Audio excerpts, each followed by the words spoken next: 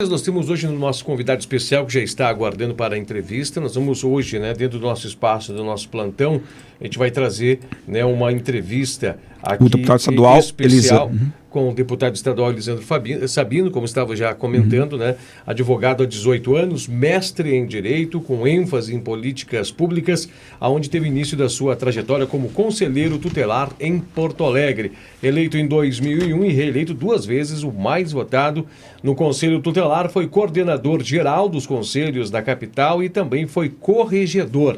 Atuou como assessor na Secretaria Municipal de Obras e Viação, foi coordenador jurídico do Departamento Municipal de Habitação.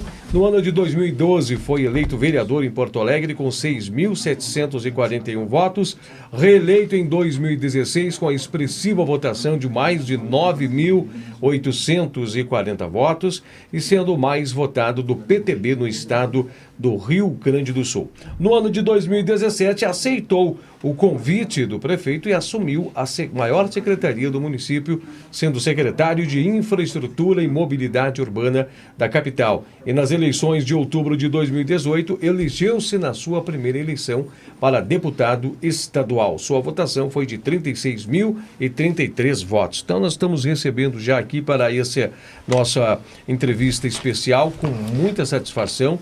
Nós, inclusive, estamos comentando que é isso que é um trabalho de um deputado, é estar visitando as suas comunidades, estar fazendo visita à sociedade, ver o que está ocorrendo e acontecendo de fato nesta turnê por diversas localidades do estado do Rio Grande do Sul, e quem está sendo contemplado agora com as visitas é a nossa região serrana. Deputado, seja bem-vindo, é um prazer estar lhe recebendo aqui na nossa Bitcom TV. Uma alegria poder estar aqui juntamente com todos e especialmente na Bitcom aqui, trazendo nosso abraço a todos que podem e estão nos assistindo e ouvindo neste momento especial. Bacana, seja muito bem-vindo, espero que esteja sendo acolhido e bem acolhido pelo povo caxiense. Deputado, quais são hoje a comissão que o deputado integra e qual é o norte das suas propostas, qual é o norte da sua caminhada frente à Assembleia Gaúcha? Perfeito. Edinho, eu estou atuando em 4 frentes parlamentares hoje na Assembleia Legislativa. A Frente Parlamentar da Justiça Notarial e Registral, ou seja, todos os cartórios, tabelionatos, CRVAs do Estado do Rio Grande do Sul. É uma categoria que tem feito um trabalho muito especial no nosso estado, especialmente no que diz respeito à desburocratização e desafogando, inclusive, o Poder Judiciário.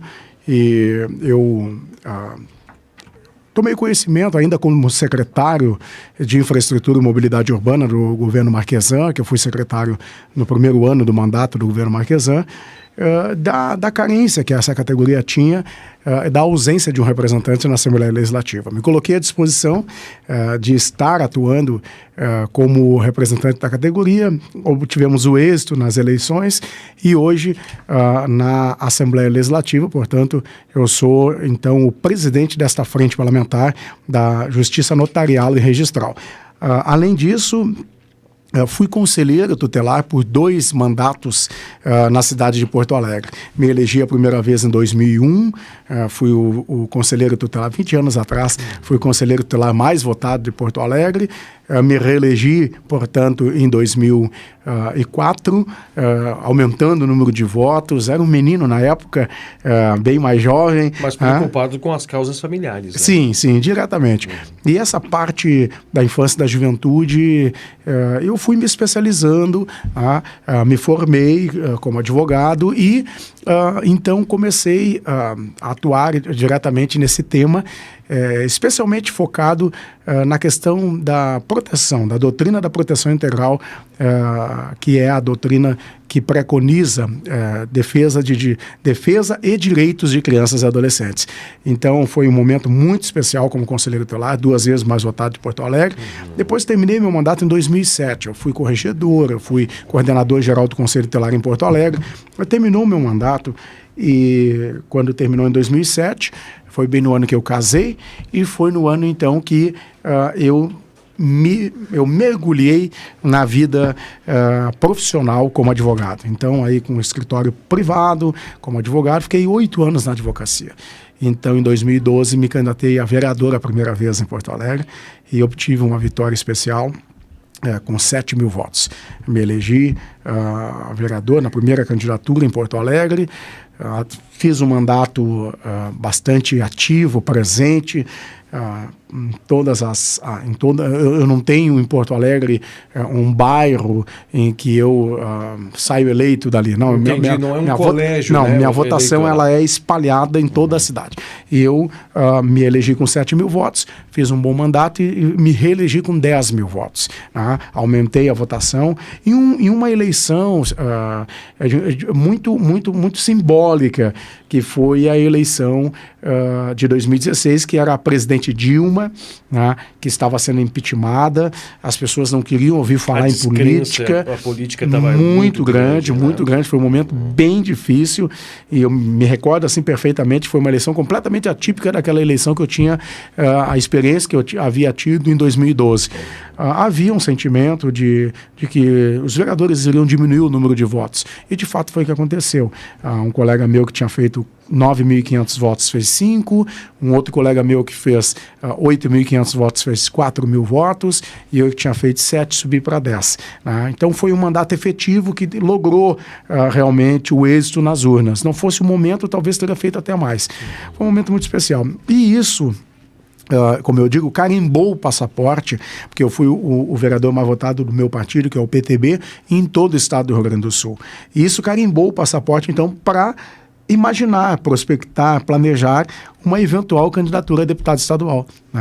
E eu seria, portanto, em 2017, o presidente da Câmara de Vereadores, acordo firmado, assinado entre os meus pares, tudo certo, mas o prefeito Marquesan me convida, então, para ser secretário da maior secretaria do governo naquele momento, que era toda a parte de obras e toda a parte da mobilidade urbana de Porto Alegre. Quando se fala Porto Alegre, é macro, né? Macro. E inclusive com as obras que tinham naquele período já, de toda a reformulação. As obras da Copa também, as ditas obras da Copa. As ditas obras a Ceará. que despenderiam muita atenção e trabalho. Né? Sim, por exemplo, a própria Orla do Guaíba, aquela obra, esses dias agora o Facebook me lembra, se não me falha a memória, na semana passada, eu vistoriando a Orla do Guaíba. No seu princípio ali, eu comecei a atuar quando a obra estava com 42%, e nós entregamos aquela obra. Então, foram 71 milhões de investimento na Orla do Guaíba, que hoje é um cartão postal da capital de todos os gaúchos. E assim como a própria obra da Orla, outras obras que nós tivemos a oportunidade de, nesse período, enquanto secretário, 1 ano e 4 meses, enquanto secretário do governo... Qual foram os maiores desafios nesse período? Só para o pessoal poder entender, claro, mergulhar, porque eu tenho certeza que isso foi um momento muito marcante, né? Dentro dessa trajetória que vocês estão tendo. Quais são os desafios hoje dentro de uma pasta dessa... tratando-se de Porto Alegre, mobilidade, a questão da questão do Guaíba, enfim, ali que a gente ouve sempre vê, e aqui na nossa região serrana, quando chove, períodos críticos. Qual é a maior dificuldade que enfrentou de frente? Perfeito. Eu diria que uma das questões que realmente o secretário ele enfrenta, assim, uma preocupação diuturnamente, realmente quando ocorrem essas variações de tempo e quando em 2 dias chove o que deveria chover o equivalente a 1 mês. Então não há sistema de drenagem, de irrigação que seja o suficiente para dar conta de uma demanda de chuva tão intensa. E não raras vezes, quando o tempo estava para chuva e etc., você já começava a se preocupar. Porto Alegre, nós temos 80 casas de bombas que realizam todo o processo de sucção das águas que ficam de forma demasiada nas pistas, etc., nas ruas. E quando ocorria, por exemplo, a situação de uma destas casas ter um problema na máquina, no motor e falhar, poderia ocorrer alagar um bairro inteiro, deixar um bairro embaixo d'água. Então, tudo isso era motivo de uma preocupação permanente quando, eventualmente, à frente da pasta. Mas não somente esse. A questão da mobilidade urbana também. Hoje, Porto Alegre... Um grande desafio para muitas capitais. Para muitas capitais. Porto Alegre hoje tem ali, nós temos por exemplo, a empresa Carris, que é uma empresa de ônibus com uma frota de, vamos arredondar, 300 ônibus, né, em um momento em que se discute muito o sistema do transporte público, em que nós temos os aplicativos chegando com muita força em todas as capitais. Eu, como vereador ainda, não imaginava que seria secretário de Mobilidade Urbana, como vereador ainda, discutia a chegada do Uber em Porto Alegre em 2015. Em 2015, 2017 eu sou o secretário que trata desse tema. A rediscussão anual da revisão da tarifa é outro tema que Porto Alegre, por exemplo, foi um estopim a nível nacional de manifestações no que diz respeito ao pagamento do valor da passagem de ônibus, transporte coletivo, a manutenção do transporte seletivo, que são as lotações que hoje em Porto Alegre desempenham uma atividade reconhecida a nível de América Latina e é modelo para a América Latina, as nossas lotações em Porto Alegre, que em momentos de pandemia até prospectaram a ideia de manter a sua tarifa, não aumentar, porque a tarifa no ônibus aumentou, e eles propuseram através da Associação dos Transportadores de Lotações, e eu capitaneei esse processo na Câmara de Vereadores, depois de ser secretário, para manutenção da tarifa, porque hoje ocorre, no que diz respeito à mobilidade urbana e ao transporte coletivo e seletivo em Porto Alegre, uma verdadeira preocupação. Eu ia mencionar isso. Porque há também essa preocupação em Caxias do Sul e muitos outros grandes centros. Sim. Como nós termos um transporte eficiente e ao mesmo tempo barato. Está difícil. Exatamente. Isso, né? É difícil porque o custo realmente, o custo operacional, ele é fixado por diversos indexadores que muitas vezes acabam o custo diesel, do pneu e etc. A manutenção como um todo, ela eleva o valor da tarifa. E tem uma questão também que ela é muito singular, que é a questão da gratuidade. E também outro detalhe, que foi um dos grandes norteadores em Caxias do Sul, também a questão da renovação do período, da utilização de um período de uma frota. Quer dizer, tu vai usar a frota 5 anos, é um preço. Exatamente. Vai usar a frota, flexibilizar um pouco mais, socateá-la talvez um pouco mais, exigi-la um pouco mais, é um outro preço. É um outro preço. Eu estive em um evento denominado... um evento focado para a América Latina, que foi realizado para cidades inteligentes, o nome do evento, em Lima, no Peru. E em Lima, hoje, nós temos um modelo do transporte coletivo. Me recordo-me do Exato. Esse evento, eu fui representando o Rio Grande do Sul, na ocasião, nós tínhamos representantes de São Paulo, Rio de Janeiro. Foi um evento magnífico, em que nós discutimos a questão da mobilidade urbana nas grandes cidades. E conhecemos o sistema de transporte coletivo. Os BRTs lá. Quer dizer, aqui é BRT. Exato. Né? Lá eu acredito. Mas lá tem, nessa modalidade, os corredores inteligentes e realmente algo que funciona. E você vê uma multidão de pessoas andando de ônibus num trânsito que tem a sua singularidade, porém os corredores totalmente redimensionados em uma cidade que... E preferenciais, né? Preferenciais, uma cidade que se planejou para isso. Nós perguntávamos lá, mas como foi essa questão? Quanto tempo levou? Em uma década se chegou ao status e ao resultado que...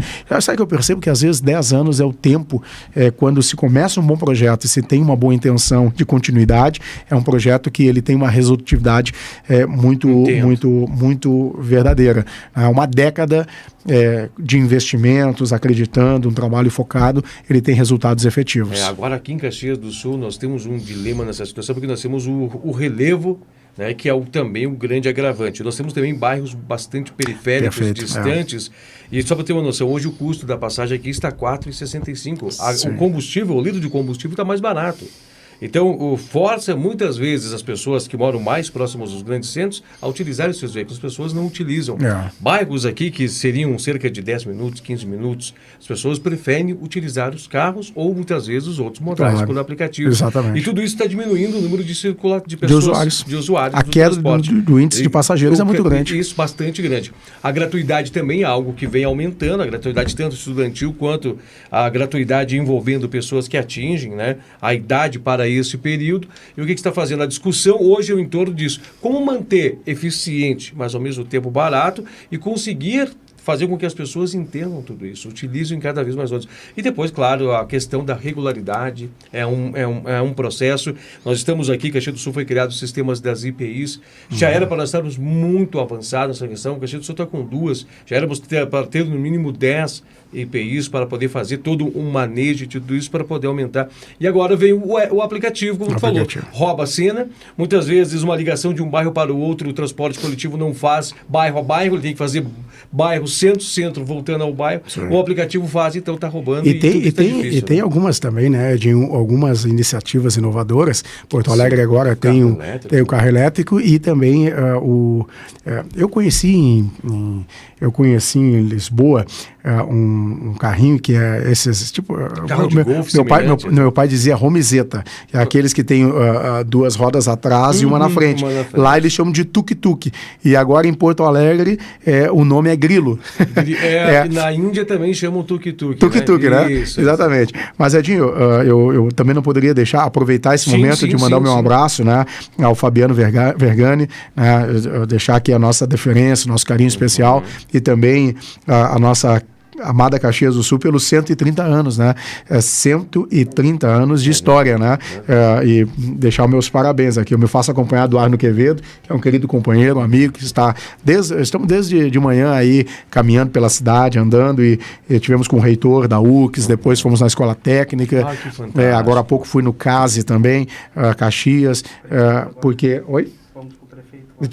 Exato, agora vamos à reunião com o prefeito. Então, nós estamos aí fazendo uma caminhada na cidade, porque Caxias do Sul foi a 3ª cidade em que eu mais fiz votos. Então, é um reconhecimento, é um carinho, né? Eu faço 10 mil votos em Porto Alegre, a média, fiz 1.500 votos em São Leopoldo e 1.200 votos em Caxias. Então, eu tenho um carinho relevante, muito relevante.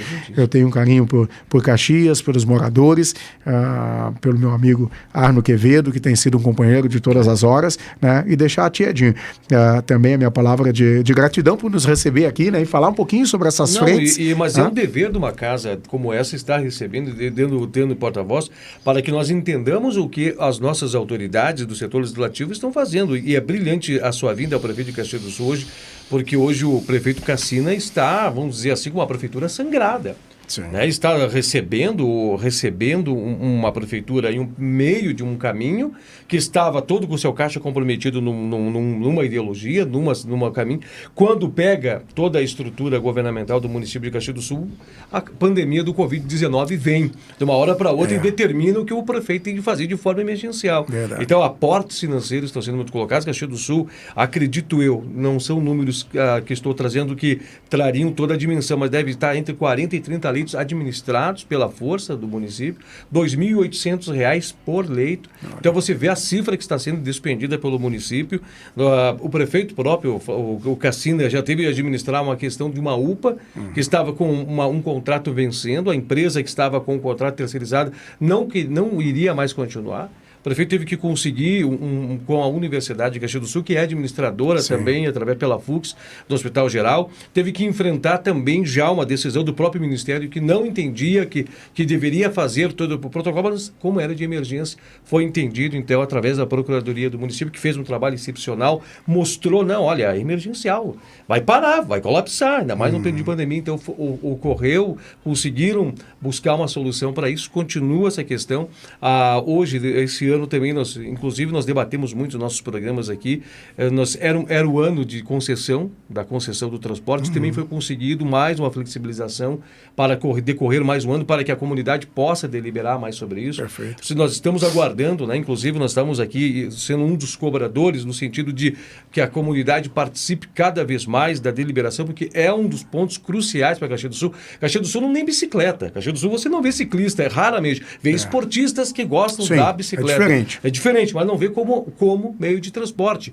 Nós estamos vendo também, né, o aumento de motociclistas, de moto, e nós precisamos debater o nosso transporte público urgentemente. Então, você vai ter um encontro hoje com o Cassino e vai entender que vai encontrar hoje um prefeito com uma expressão de determinismo, mas ao mesmo tempo já abatido e com o seu caixa totalmente comprometido. Isso é um sentimento geral. Eu estou vindo agora de um roteiro, fiz 12 cidades, comecei sábado e terminei na segunda, e agora ontem ainda fiz mais um outro roteiro com mais 4 cidades, amanhã mais 5 cidades, aí é o litoral, e realmente eu tenho falado com muitos prefeitos e vereadores e se percebe um sentimento de se reinventar em um momento que ninguém esperava. Os governos que haviam prospectando ações, planos, tiveram que aguardar, reinventar, reanalisar alguns projetos e investimentos. Mas eu gostaria também, Fabiano, melhor, Edinho, de dizer que nós atuamos além dessa frente parlamentar, da criança e do adolescente, além da frente parlamentar dos cartórios. Eu também sou o presidente da frente parlamentar de apoio aos hospitais, santas casas e entidades filantrópicas. Que fantástico. Essa frente parlamentar ela era capitaneada na gestão passada por um deputado estadual do meu partido, o deputado Santini, que agora está como deputado federal. E foi uma solicitação do colega para que continuássemos, né? E eu, na ocasião em que conversamos, eu até havia referido a ele que eu não sou médico e nem enfermeiro, não havia razão de ser presidente de uma frente parlamentar desta envergadura. Ele disse, mas eu também não sou advogado como tu. E fez um excelente trabalho, notório trabalho, à frente desta tão importante pasta. E assumi o desafio e agora, neste momento de pandemia também, nós temos tido aí uma interlocução muito forte com as secretarias municipais de saúde e a Secretaria Estadual da Saúde, através da secretária Arita Bergman, que tem feito também um trabalho intenso neste momento. E por último, são 4 frentes parlamentares que eu atuo, a frente parlamentar do sistema prisional. Delicado, né? Delicado tema. Assunto delicado, né? Delicado tema. Até mesmo de forma cultural em nossa sociedade. Verdade. Porque as pessoas têm aquele pensamento que mas tem que ficar nessa posição, tem que ser desses mesmos, cometer crimes, mas a gente vê que o sistema prisional está muito colapsado. Né? Colapsado. E veja só que interessante. Eu, por solicitação do nosso vice-governador, delegado Ranolfo, que é do meu partido, também uma pessoa a quem nós temos um carinho, respeito. Inclusive nós entrevistamos, desculpa me interromper, entrevistamos dias atrás e ficamos muito felizes pelos índices relacionados à área da segurança, historicamente dando resultado, né? Parabéns, né, ao nosso vice-governador, secretário da Segurança Pública e também o delegado Ranolfo, que fez um belíssimo trabalho. Um querido companheiro. Nos deu um batalhão de choque para a nossa região aqui, está um lindo trabalho. Exatamente. Então a pedido e conversando com o amigo Ranolfo, houve um entendimento de nós estarmos à frente da frente parlamentar do sistema prisional. Essa frente parlamentar, ela trata justamente desse ponto tão sensível que são os nossos presos, as condições nas quais eles se encontram e tudo mais. Juntamente com o Conselho Penitenciário e também com a atual Secretaria da Administração Penitenciária, que é uma secretaria nova neste governo, não havia, o governador teve esse entendimento de dar um entendimento, um olhar especial para esse tema e criou a Secretaria do Sistema Prisional e o César Fatioli assume, então, como secretário. Ele que tem toda uma experiência e etc. Eu fiz uma viagem a São Pedro de Alcântara, aqui na vizinha Santa Catarina, e São Pedro de Alcântara possui um presídio em que presos trabalham. Lá, eu pude ver uma marcenaria, uma carpintaria, eu pude ver a Intelbras, todos os câmeras, telefones sem fio da Intelbras. Parceira da Bitcom também. Parceira da Bitcom, todas as câmeras,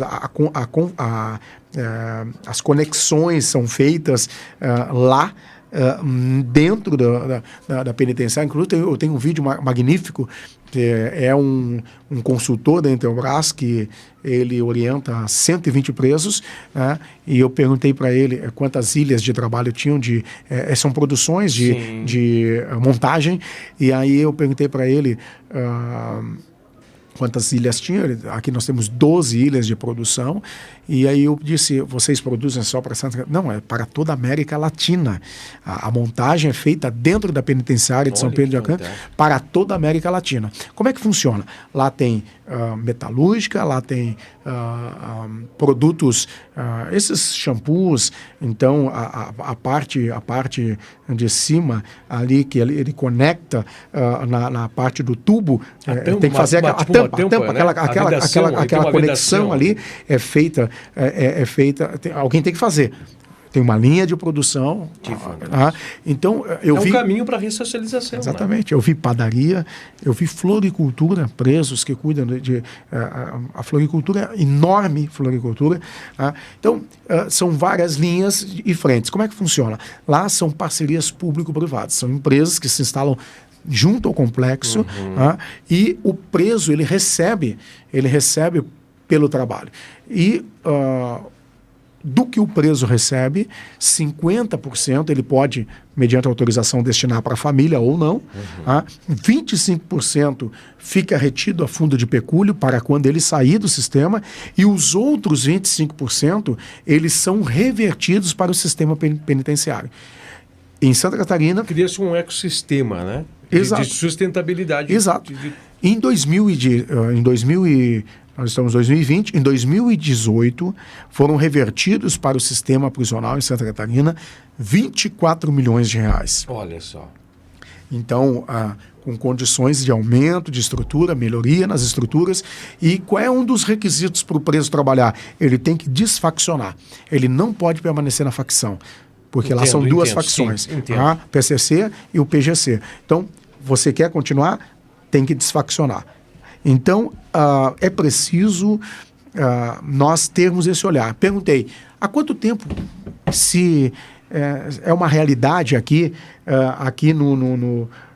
em Santa Catarina, o fundo rotativo, porque lá essa operacionalização financeira é mediante o fundo rotativo do sistema prisional. Eu perguntei, há quanto tempo tem fundo rotativo aqui? Aqui em Santa Catarina nós temos, mediante lei estadual, há 10 anos. Aqui no Rio Grande do Sul nós não temos o fundo rotativo, não temos a lei. Então eu apresentei o projeto de lei, né? Nós estamos em vias de aprovar, já validado pela Procuradoria-Geral do Estado, a PGE, com a anuência do nosso vice-governador, com a anuência do nosso governador, temos avançado nesse tema que é tão importante. Então, são ações como essa que fazem toda a diferença na nossa sociedade. Perfeito. Eu quero agradecer de todo o carinho, né, a vinda do deputado Elisandro Sabino em nossa hoje caravana de visitas, e também aqui na nossa Bitcom TV, e eu vejo que você tem uma camiseta. Eu quero destacar para vocês, que agora, instantes atrás, não sei quantos minutos atrás, nós estávamos vendo um vídeo de vocês estavam acho que numa associação, e estavam com essa camiseta. Nós estávamos vendo agora. É possível. Sim, nós estávamos vendo agora há pouco. Essa camisa, cerca de uns 40 minutos essa atrás. Essa camisa aqui, vamos lutar todos contra o suicídio, automutilação e violência contra a mulher. Vamos lutar todos contra o suicídio. Isso aqui é uma campanha nacional da União dos Legisladores e Legislativos do Brasil, a UNALI, e que nós capitaneamos aqui no Estado. Tá? É um tema importante. Nós temos muitos casos de suicídios no nosso país. A automutilação, ano passado, vinha sendo tratado como uma pandemia nacional, muitas crianças e adolescentes se automutilando, e nós trabalhamos, eu sou casado com uma psicóloga, ela é psicóloga há 17 anos, então esse é um tema que também para nós é muito caro, e também a questão de combatermos a violência contra a mulher. Então, queria destacar a importância desse tema, que também é um dos motes do nosso mandato. Que bacana. Deputado, muito obrigado por ter vindo até a nossa Bitcoin TV. Muito sucesso. Obrigado, é isso que faz, gente. Muitas vezes as pessoas, né? liga para o meu gabinete, manda um e-mail. Não, o deputado está vindo a campo, visitando, conhecendo Exatamente. A realidade do nosso estado do Rio Grande do Sul. Nós estamos num período muito dramático e complicado. Estamos numa teia que não fomos nós que criamos, mas estamos envolvidos nelas, e eu acho que o bom diálogo dentro da Assembleia Legislativa, na busca da construção de auxiliar o nosso governador do Estado do Rio Grande do Sul a buscar meios para que nós possamos fazer. E nós estamos, né, numa situação entre economia, entre saúde, o que vamos fazer, o que é prioridade, o que não é.